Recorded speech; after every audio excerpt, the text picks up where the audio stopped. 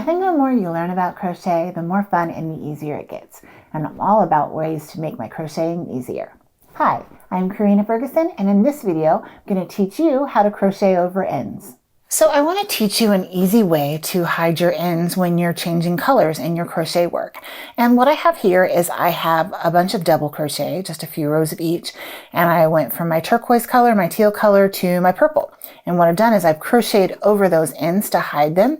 And obviously, you know, the stitches that we're changing include some of both colors, but the ends hide very nicely in there, and I'm going to show you how to do that. So I'm switching back to the turquoise teal color.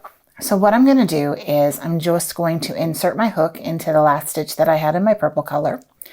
And then I'm going to loop my teal and pull through one loop. And I count that as my first chain.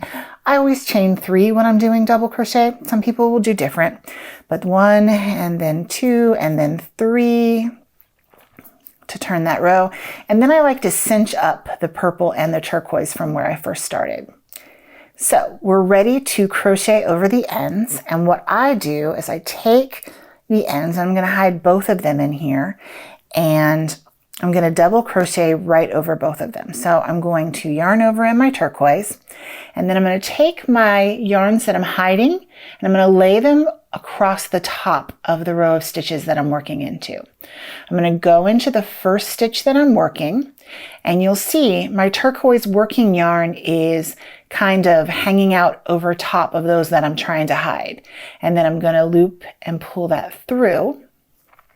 And then I've got my 3 strands for my double crochet. So I do my pull through once, I do my pull through twice, and it's kind of tucked those 2 yarns into that stitch. And it gets easier as you go down the row. So I'm going to yarn over for my double crochet, insert into the stitch. My working yarn over my finger is actually over those 2 strands that I'm hiding. Pull through my loop, finish up my double crochet. And this row will be a little bulkier than the other rows, but not horribly so. This is a bulkier yarn, so it even feels a little thicker than yours will if you're working with something finer. So let's do that again. Yarn over to start our double crochet, go into the next stitch. Working yarn is lying over the ones we're hiding. So we're just going to crochet over the ends all the way across the row. Now what I like to do when I finish a color change where I've crocheted over the ends is I like to take those ends separately and use a tapestry needle and just weave them back a little bit into their respective colors. That kind of secures that and makes sure it doesn't go anywhere. But this is a nice way to cover up those ends and make a seamless color change.